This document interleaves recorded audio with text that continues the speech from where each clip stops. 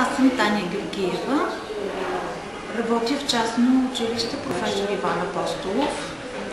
В момента съм с първокласници.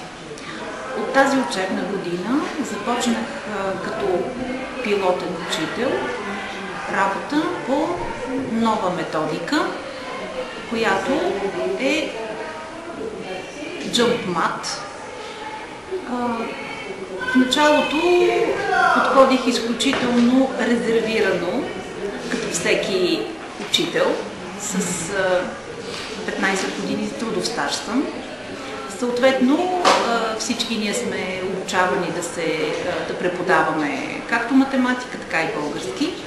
Но след като посетих курс учителен през лятото, информацията, която получих, ми се стори изключително приятна, изключително интересна и прецених, че мога да започна работа с моите първокласници от есента.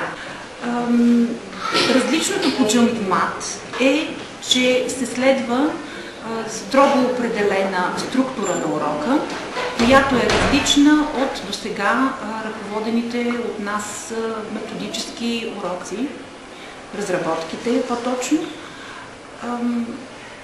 В началото имах затруднения от гледна точка на това как ще се справя с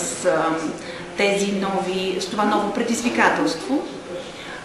Започнах всеки ден, и аз стъпка по стъпка, както децата, след това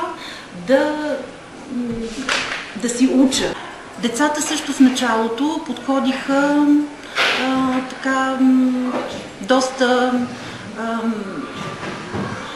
доста приятно им стана, когато им казах, че ще работим по JumpMath.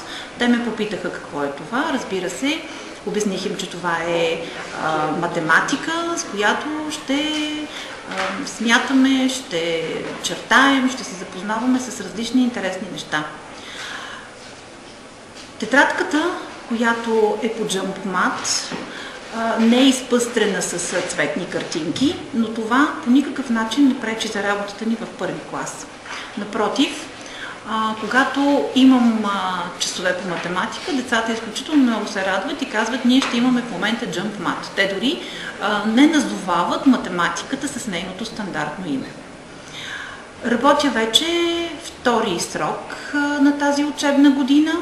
За сега смятам, че резултатите са доста добри от гледна точка на това, което сме работили, това, което постигнахме.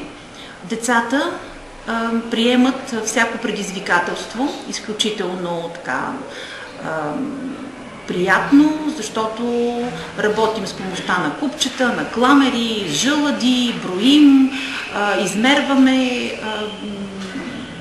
и всички тези практически дейности и задачи, които те изпълняват, са много интересни за тях, тъй като има едно раздвижване в класа, работя с малко ученици, с малка група, но пък това е и едно голямо предимство, тъй като може индивидуално да се работи с всеки един от тях, ако има нещо, което не е усвоено.